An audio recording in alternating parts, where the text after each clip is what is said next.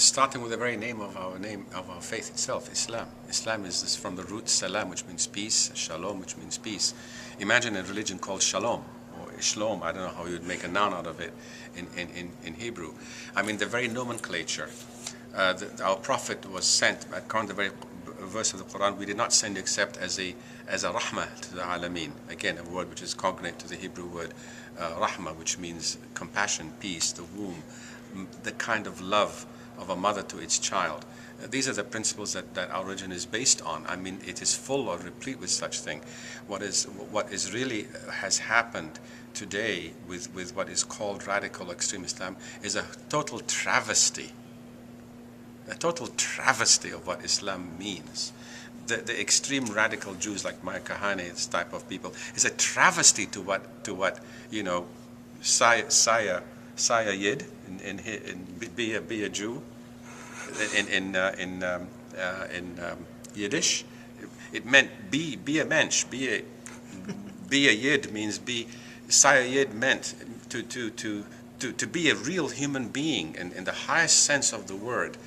So our faith, its vocabulary, its verses, its commandments, its the practice of our prophet is all about peace and harmony and making those principles of justice dominate. So we're replete with that. It's just that we have been, our faith has been hijacked. It's like the Inquisition in Spain. Really was a travesty of Jesus' teachings.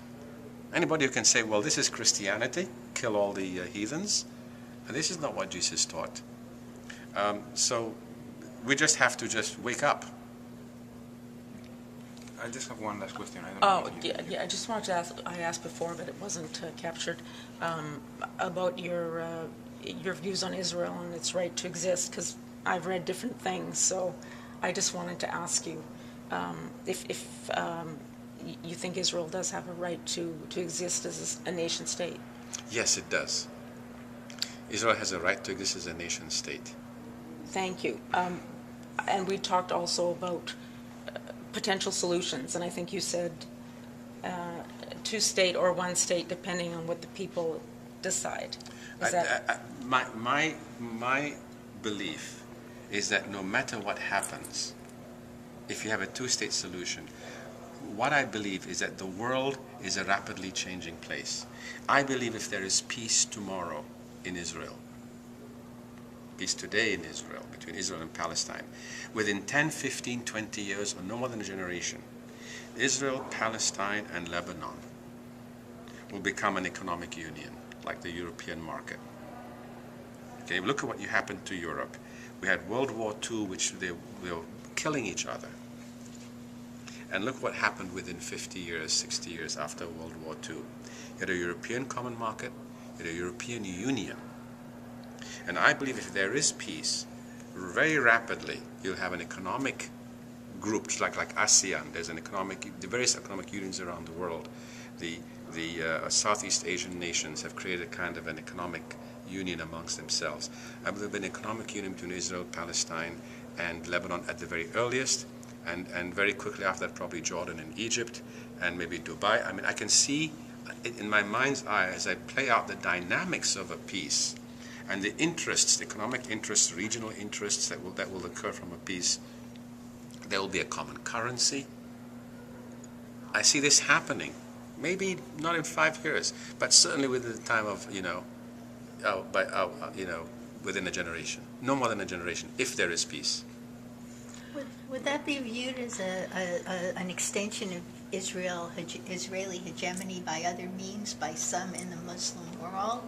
Because many right-wing Israelis have called for just that thing, that the land of Israel should extend up to the Litani River and include Jordan and parts of Syria. So, I mean, could that agenda, as a peace agenda based on trade, be hijacked by people who wanted to turn it into I doubt it, because the world is becoming increasingly multicultural. People, individuals are. I mean, I had an identity crisis because I was raised as a child for 5 years in England, 10 years in Malaysia, was in Egypt for holidays, came at 17, and felt, although my parents were both Egyptian, and felt deeply, divided. There are people, human beings right now. I just met a person who says, my father is a Muslim from South Africa, and my mother is a Jew. There are more and more people right now who are genetically multicultural. And we are becoming more and more in this age of Twitter, the youth generation. Every 30 years, a generation is born, a generation becomes a generation in power, and a generation dies. And the generation that dies with it its own prejudices, its own existential worldviews.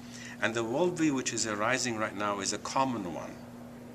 The youth today are more alike around the world than the youth at my grandfather's time. They dress alike, they Twitter and Facebook, and they communicate. They have a more similar existential worldview. And their worldview is based upon principles of justice, of life, liberty, and pursuit of happiness, of certain freedoms. They don't really care. I mean, I don't care whether I live in Egypt or in Malaysia or in the United States. I can live anywhere now. There are more and more of us who are dual citizenship, who want to go and maybe retire in Costa Rica or whatever. And the world is becoming more and more like that. Okay, there will be Israelis who will want to retire in Alexandria. There'll be Arabs or Egyptians who may want to go on holiday in Jaffa. I mean, if there is peace, that will happen.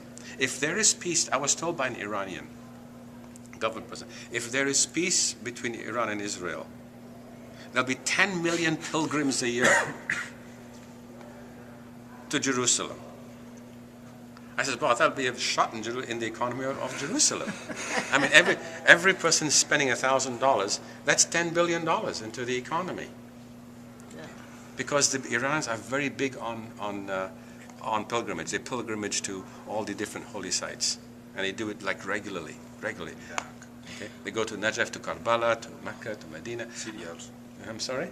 To Syria also. To Syria. Zaida is You see? there. They are big. They're big on pilgrimage. He says. So I said, once there are peace, the economic interests will, and if people start going there, they'll be befriending there. Peace is not just a static thing. Peace unleashes